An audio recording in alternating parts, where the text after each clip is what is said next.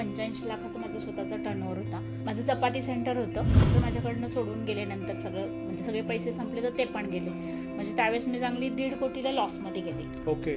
4 वर्षापूर्वीची गोष्ट की खायला पैसे नाहीयेत आणि त्याच्या आधी असं होतं की बोट लावीन ते मुलांना होतं. राईट. म्हणजे काही विचार नाही केला. मंदिरात गेली, उलटे वेडे घातले. तिथल्या दोघी म्हटल्या पण वेडे उलटे घालायचे नसतं. म्हटलं हो मला माहिती आहे उलटे वेडे घालत नाही, कारण मी इतकी त्या वैतागलेली नाही का अशी. उलटे वेडे घातले आणि घरी निघून आले.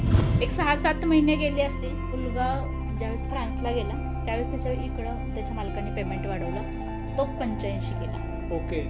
म्हणजे अगदी मी म्हणते हनुमान चालीसाचं माझा एक 6-7 महिने पण झाले नसते तरी मध्ये इतकं फास्ट रिझल्ट कोणाला नाही. बरोबर आहे. म्हणजे लोकांना असं वाटेल की अरे हनुमान म्हणजे खरंच हनुमान येतात का? हनुमान येत नाही, ते कोणाच्याही रूपात येतात आणि मदत करून जातात. आपला तो मोबाईल आहे ना, ते डब्बा बंद पडणार आहे म्हणून आणि मी गेले किचनमध्ये निघून.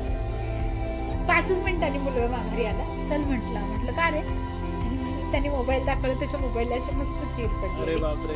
तर मला म्हटलं तुला माहिती आहे ना तुझ्या जिभेने काय होतं, तर तू चांगल्याच गोष्टी का नाही बोलत? पण मला खरंच माहित नव्हतं की अरे मी बोललेली गोष्ट खरी होती.